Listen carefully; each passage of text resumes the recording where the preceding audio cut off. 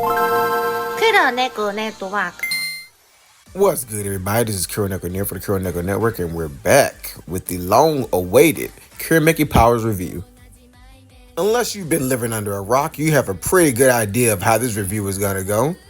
Like, seriously, you know you're gonna have a positive review here. There's Tsubaki Nagayama as the main character, playing as Kirari, and it starts off with her slaying a dragon. But let's get into it. So the first episode opens to us being introduced to the Kira Power Kingdom. I'm assuming they never really gave a name. And also the princess, whose name was never really given. They just called her Himiyan when she transformed. And I'm guessing it's part of the game because she's giving Kirari the Kiramori, and then she immediately goes to slay the dragon in like the scene that I was talking about. So naturally, after slaying the dragon, it cuts back to the real world, and you see she's playing a game, and she gets hit upside the head with a soccer ball from a random kid. Now, after that, for whatever reason, the game malfunctions, and she sees Makulara declaring that she's going to take over the world. And instead of acting like a normal person in true protagonist of a tokusatsu fashion, she sits there and watches as a giant cat that looks kind of like a stuffed cat comes out of her favorite game system. I don't know about you, but I would have ran in that situation. So at this point, Makulara had already invaded the Kira Power Kingdom, and for reasons they still never fully explained, the princess had transformed to a cat, and that's how she got in this predicament. And so Himiyan proceeds to ask Kirari for help, and she asks the questions that we as the audience would want to know. Like, she says she thought it was just a game. Does it really exist? And of course they don't answer that question. They cut away because Makulara shows up instantly at that point and creates a yummy zombie who starts turning other people to zombies. It can also be safely assumed at this point that Makulara can travel through any Kiramori game, as when she first shows up in the human world, there's two other Kiramori games that they didn't show who was playing it, but there was other kids around them, so any one of them could have been playing the game. So once again, in true tokusatsu fashion, we have Kirari witnessing the yummy zombie literally hurling balls of energy into people's mouth in a comically horrifying way, and not running away. To which Himiyan explains she can't really do anything to help because she's just a cat. Even though she turned herself into a cat, but she can't turn back. I don't know. They never explained this. This forever will bother me if they never explained this. And so Himiyan explains that she needs the Warrior of Sun to fight. And Kirari decides she's friends, she's going to protect her. And so she runs in front of the yummy zombie and decides she wants to take him on. I don't know what she was planning to do. She had no powers at that point, but it's a tokusatsu show. We should know by now this is what the protagonists do. They throw themselves in reckless situations like this. And so while facing the yummy zombie, Kirari just so happens to quote verbatim what the hero of Sun had said earlier. This, of course, causes Himiyan to realize that she is in fact the hero of the Sun, and she grants her the power from the Kiramori to transform into Kira Power Sunny. Now, I will say, out of all of the shows in the Girls Heroine Series, that this scene, in my opinion, has to be the best scene for getting their powers for the first time. I mean, just check it out for yourself.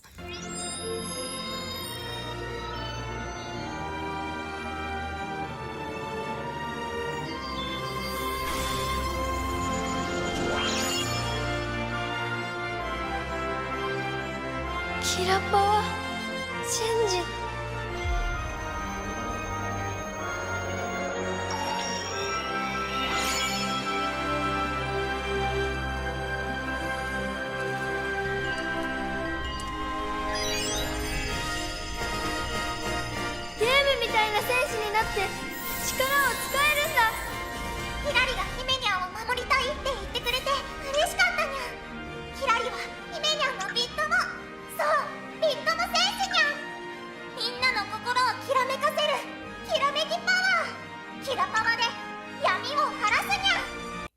What makes this in particular one of my favorite moments is that I've always said to people that magical girls know how to use their powers because they are magically given the knowledge of it. And this is one of the few scenes where you literally see the knowledge being beamed into her head, so it explains why she's able to use these powers and know exactly how they work.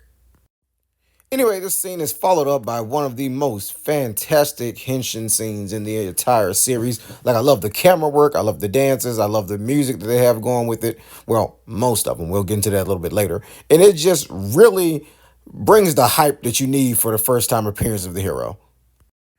And so after transforming, Kirari immediately purifies the yummy zombie, and just like any good RPG, she's followed up with a surprise boss battle. Makula Kolaski shows up, who's one of the 4 Dark Emperors in Makulara's army. And it's at this point that the first real battle of the series takes place, which lays the foundation of what to expect going forward. Like, I think they really nailed the whole JRPG experience. It wasn't just a one-shot. There was a little back and forth between her and the villain. Her HP was really low at one point, but then the guy comes with the Bittomo whistle and powers her up. So there's like some buffing and debuffing going on right there. She learns new attacks in the middle of the battle and starts using the warp memory to dodge attacks. And it just really nails home that whole JRPG feeling. Like, even after the boss fight, she gets a loot drop, which gives her the ability to stop time. And so after proving her mind as the warrior of the sun, Kirari eventually brings Hime-yan home, and I'm guessing her parents just does not ask or question why she has a stuffed cat that they don't remember buying her. Now in this scene, Hime-yan says something interesting. She says how she's tired because she stayed up all night building a cafe. So I'm guessing it wasn't just constructed with magic and they had to use actual parts to make it, which is impressive that they can make that overnight, even though it's mostly just an illusion. Of course, the cafe is run by this show's Zordon character, as I call them, Mr. Shiny. Now, he's shown to have rather impressive illusionary magic, though he never joins them in battle at any point during the show. I mean, this guy made fake customers just to make the place look legit, and he snaps his fingers and they just go away. Why didn't they use him in battle at any point? But I guess even that falls in lines with JRPGs because, come on, we've all at least played one game where there was a person that we wish would join our team because they clearly seemed they were broken and they just didn't. So yeah, maybe that was just done purposely. Now, Shiny also came through a Kiramori to come to the human world, and he gives us the closest thing we get to an explanation as to why Hime-yan is a cat and can't use her magic. But even it's pretty poorly explained. He explains that she used up her magic protecting the kingdom, but why did she turn into a cat? Like, they've made it clear that it wasn't Makulara that turned into a cat. She turned herself into a cat, but she just can't turn back. I don't know. That's as close as explanation we're going to get.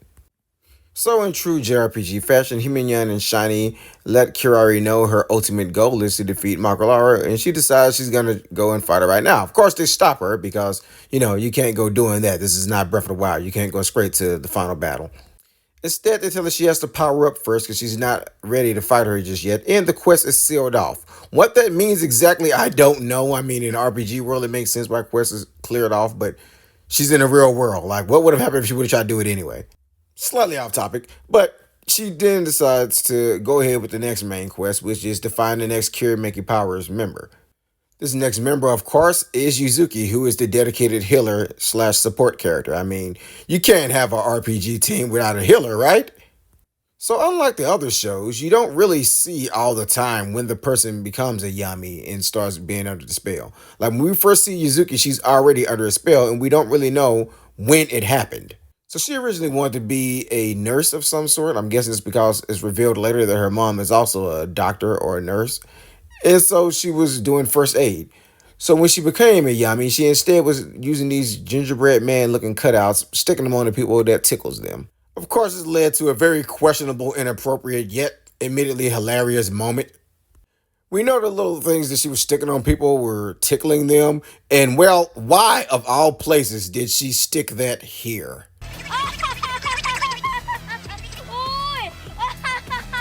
So naturally, Kirari transforms to Power Sunny and she purifies Yuzuki.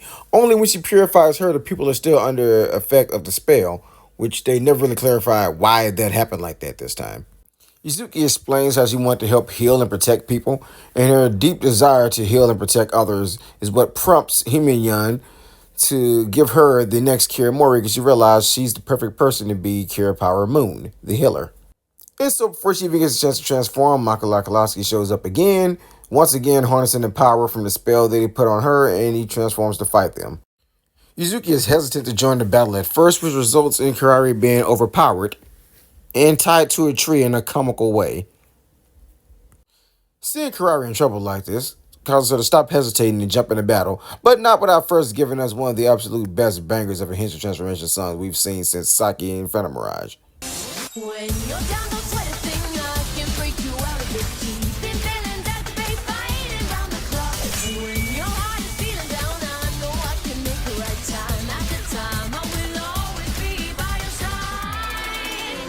Now, at this point, if you're someone with a sharp eye like me, you'll notice a little bit of a consistency error right here. For whatever reason, Mako Lakalowski was firing an attack. Now, when Yuzuki went to transform, after she got done transforming, his attack was no longer being fired, and he also didn't hit Kirari with it just yet. So what happened to that attack? I mean, their transformations happened instantaneously, so he couldn't have shot it while she was transforming because that happened in the blink of an eye. They just slow it down for us, the viewer, to see. I just find it funny that he was charging an attack, could have finished her off, dropped her to 0 HP, and just stopped. And then all of a sudden, he finally started charging up again after she had a chance to heal. Anyway, nitpicking aside, this is actually one of my favorite scenes because it's one of the first and I think only times we actually see Yuzuki use the moonshot memory, which is a buff to help Kirari break away from the tree. I don't recall her ever using that again. So she buffed her first and then she healed her, really cementing her place as both the healer and the support character. So with this, the initial setup of the show is set in place because for the next couple episodes, these two are the only two heroes. Like, I really love the character development they have in this show. Like, it's obvious that Kirari is used to playing single-player games, or at least playing single-player mode, because she absolutely did not understand teamwork at all. It was basically just using Yuzuki to heal her until she ran out of MP and couldn't do it anymore. So she had to learn teamwork, and over the course of the series, and especially the first early episodes, you can see that she's learning to work as a team. I mean, it also helps that they do bonus damage when they combine their attacks, like the Sunny and Moon combo that happens. I mean, really, Takara Tomy, Bandai Namco, somebody, where the heck are you guys? Why did we not get a game of Kirameki Powers? We didn't get a movie, we should have got a game. And so after defeating Mako Lakalowski, prompting another temporary defeat, they're then given the next quest, which is to find Hamuli and Pipi, who are the princess's pets, but she refers to them as her friends. And believe it or not, as obvious as this is now in hindsight, for some reason I had no idea that they were going to be the ones that end up being snow and fine, because it's not fire, it's fine. Like, I watched all the promos, I saw the color and motif behind their outfits, and I don't know, I guess after watching Miracle Tunes and Majimajo Pures, I just thought they were going to be just little fairy characters to buff them. I didn't know that the freaking bird and the hamster was actually going to turn into them. So I felt stupid when it happened, and I'm like, I should have saw that coming. So yeah, jumping ahead a bit, but leading up to that moment, until they are revealed, Mako Lakalowski keeps on fighting them through just random villain of the day type of things. That is until Shiny reveals to them the Metamorph Memory. Now, what the Metamorph Memory does is that it gives you the ideal shape. It responds to your wish, and it gives you the ideal shape to do what it is you're trying to do. If you want to be a better fighter, it gives you the ideal form to be a fighter. You want to turn back to human, which is what Himiyan won't, then it will turn her back to being a human. But, of course, because of circumstances that happen, Hamuli and Pipi get a hold to it, and they want to fight alongside Kirari and Yuzuki, so their ideal form, obviously, is human-like, so they can be Snow and Fine, the new Kira powers. And so, once again, in true JRPG fashion, you're going to get tired of hearing me say that throughout this review, the two new party members are OP as heck, and they proceed to beat the ever-loving heck out of Mako Lakalowski. However, this time upon defeat, instead of returning to the Kingdom of Darkness where Makalari is, he's instead purified and becomes a Bittomo and is one of the first villains to receive a Bittomo whistle. And this is the first time ever that the party members' levels are actually acknowledged. We see Kirari and Yuzuki become level 5, and of course, Koyuki and Honoka become level 7 because they're already OP as heck, and now they're even more OP because they're 2 levels higher. Of course, with Mako Lakalowski gone, Makalara then awakens 2 more villains to replace him, which are the Dark Lord brothers, Yamijiro and Yamisaburo. So now with the whole team formed, you really get that whole JRPG feel they were going for, because the episodes, while still entertaining, they do feel a bit like a grind, like they're just doing quests and grinding to level up and get stronger to prepare for the next battle that's coming, because oh boy, Yamijiro and Yamisaburo hit them with some tough battles, which include one of my absolute favorite moments in the entire Girls Heroine series. The video has been posted. If you want to know what I'm talking about, the ticker is right there. So yeah, I can't tap on every single minor detail of the story. I'll be here all day. But just know a lot of really interesting battles take place. And there's even a moment where we have Honoka dressing up like Himenyan and tricking Makulara like she is in fact Himenyan or whatever the princess's name is and getting kidnapped in her stead. And it's only until that episode that you actually find out that Makulara didn't really know that the princess had became a cat, which is why she never just went after the stuffed cat. So it kind of makes sense now. Yes. And then, of course, enter what has become one of my favorite characters on the whole show. At first, I just thought she was copycat Sarai 2.0, but I'm glad I was wrong. Let's talk about Claris. Claris was like a secret boss in the game. And I like that they actually did that because she's OP like you would expect a secret boss to be. Now, while I don't think she nails the innocently evil, adorable villain role that Sarai went for, she does have her own take on the role. And I feel like neither one of them is better. They both were just portrayed differently. I prefer Sarai's, but I could say that they're probably even. Speaking of Sarai, Sarai shows up because Claris is so broken they can't beat her how they are, so they have to borrow power from every single Girls Heroine team before them. And who better than Sarai to come and initiate the final quest and tell them what they have to do? And so scattered out over the next couple episodes, we get cameos from Fuka, Shiori, Seira, and of course we get Sarai again. Then this time we also get quite a few Makulara and Claris moments, which some of them could be wholesome, but then she just had to remind me that she is the villain. Like, I would conveniently forget she's the villain on purpose because, I mean, look at her. Just look at her. Look at that outfit. Look at that dress. I'll forgive that, dang it. She can be the villain all she wants to. I will forgive it, but when she just started being mean to Claris, I'm like, yeah, I can't forgive this. I don't care how she is in that dress.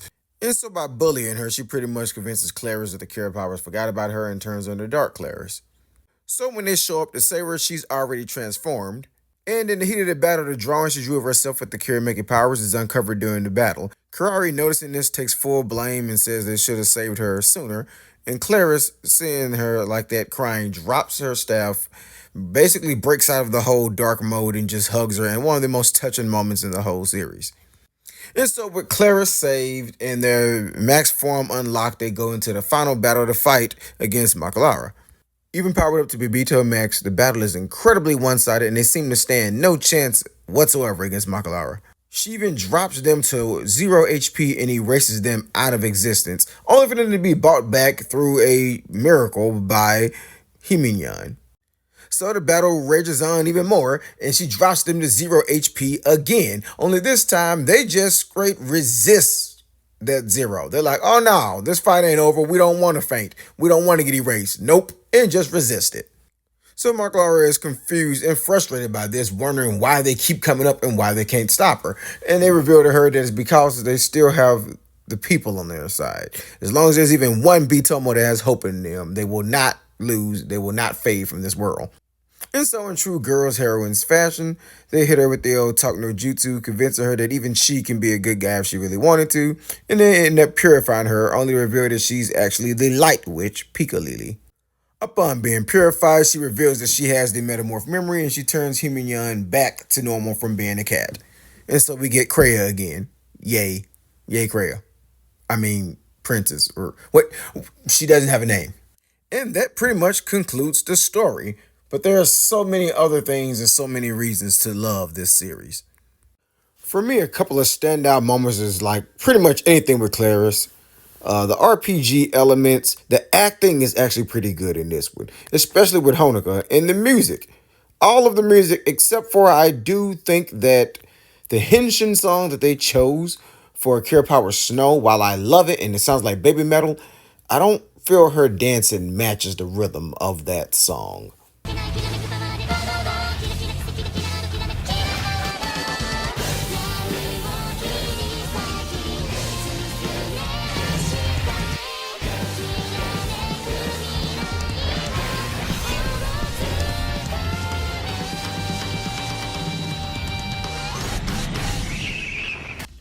Yeah, but nitpicking aside, this is my favorite show in the whole Girls Heroine series. Maybe because I have a soft spot for JRPGs, and Tsubaki happens to be my second favorite in Lucky².